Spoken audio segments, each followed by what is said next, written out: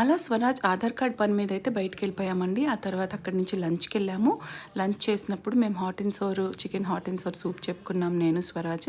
ఆ తర్వాత మా హస్బెండ్ ఏమో ఇక్కడ థాలీ చెప్పుకున్నారండి. థాలీలో పూరి, ఈ రకరకాల కర్రీస్ అన్నీ కాకపోతే వెజ్ అండి. మా ఇద్దరికి పెద్దగా వెజ్ నచ్చదు. నేను, స్వరాజ్ అయితే నాన్ వెజ్ బిర్యానీ చెప్పుకున్నాము. ఫ్రై పీస్ బిర్యానీ విత్ ఫిష్‌ది స్టార్టర్ చెప్పుకున్నాం. అపోలో ఫిష్ స్వరాజ్‌కి, నాకిద్దరికీ చాలా ఇష్టం.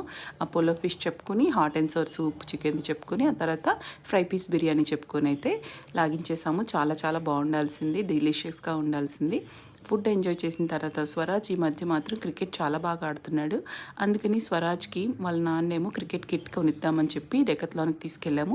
అక్కడ చాలాసేపు ఎంజాయ్ చేశాడు. ఆ కిట్ అంతా కూడా చాలా నచ్చింది స్వరాజ్కి. అండ్ కొనుక్కొని ఇంటికి తెచ్చిన తర్వాత ఇంట్లో కూడా చాలాసేపు ప్రాక్టీస్ చేశాడు.